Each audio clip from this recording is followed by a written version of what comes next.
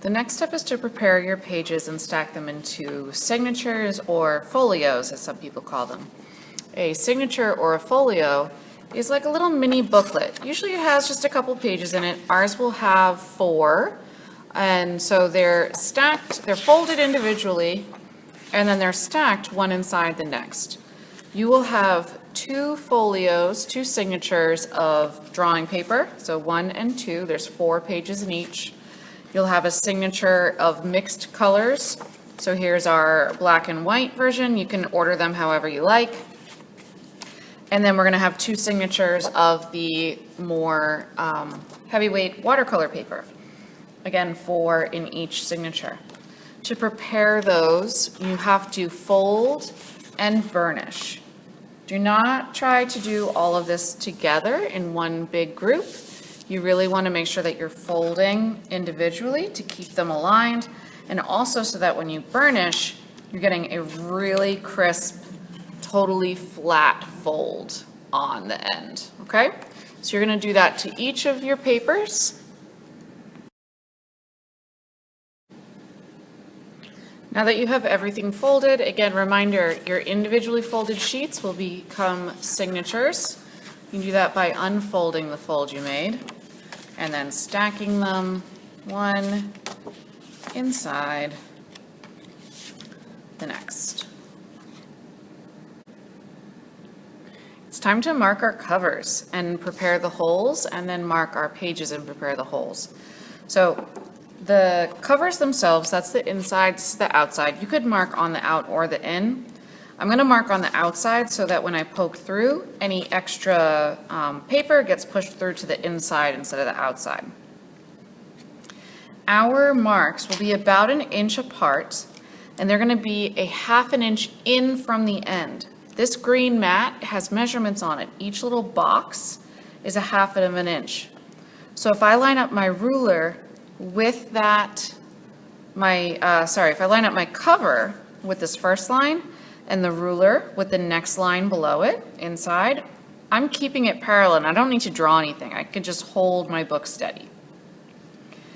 I am going to then line up a whole number, so like number 1 inch, and I'm going to mark 1 inch in, so at 2 inches, 3 inches, and 4 inches. So a 1/2 inch from the edge, 1 inch apart as we go from the inside towards the center.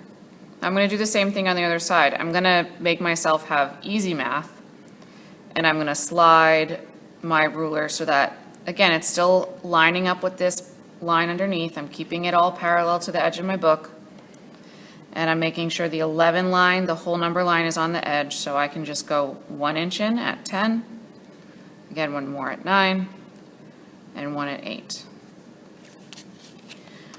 And now the fun part. To make the holes, we are going to use our awl, A-W-L, our awl. It has a pointy piece. Sometimes these are small, sometimes they're long. You can get them at the hardware store. We're going to go straight through to the back of the book. So I'm kind of pushing with my cutting mat underneath. And it's not going to keep going through the cutting mat. We're going to have to lift the book cover up a little bit. So I've just lifted it, and now my awl has pierced through to the back enough that we can sew our needle through it easily. I'm going to do that to all of the holes. Now that I have the holes on my front cover, I'm going to use that to mark everything else. I'm not going to measure the rest. I'm going to copy this mark. So I'm lining up my covers. This is my front or my back. I'm going to decide which way I want my covers to face. I want this to go this way. All right. Now I'm going to use that to mark the next one. So here's the tricky part. If you want your cover, the extra paper, to poke through to the inside, you just need to kind of slide them, do-si-do. Here we go. So cover facing cover, front facing front. I'm going to line up my edges, and I'm going to get a pencil or something like that. And I'm going to use the holes that I've created to make my marks on this front cover, on the other front cover. So the point of my pencil lead just went right through those holes and they are perfectly aligned. And then I'll do the same thing with my awl to punch those. The other thing I'm going to use my awl for, and I'm going to use the marks I've already made to align, is my pages, my signatures. So I'm going to line up, I'm going to make sure all of my pages are aligned on the sides and the edge, so the spine, which is the backbone, where all the stitching is going to go. Although our pages will sit flush with the back, again, the book covers, the cover stitching will go into it a little bit.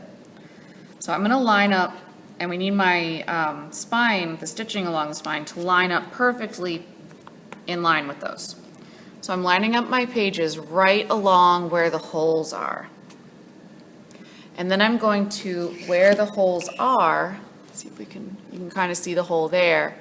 I'm going to hold my ruler vertically, and I'm going to make a mark straight up and down along the edges of my signatures. So I'm basically making a little dot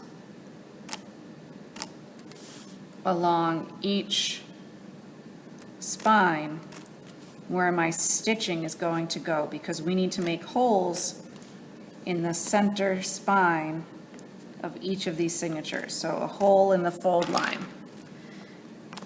You can use binder clips to hold the sides if that's helpful to you. So here you can see my little row of marks. They are nice and in a straight row, and now I know where I need to make my holes. I'll show you how to do one of these signatures.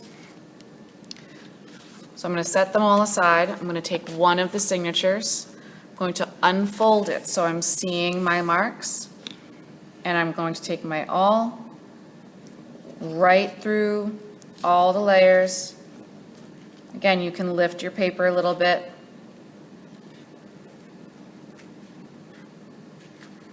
So you'll end up with 3 holes near one edge. Again, if you would like to have paper clips assist you and put them on the near the spine, or binder clips, that will keep everything nice and tidy. You don't want your papers shifting. You want everything to stay totally lined up when you start to sew. So there's your holes. And you will repeat this process for all of your signatures, the other 4 that remain, and you will repeat this process, the cover process, for the remaining cover.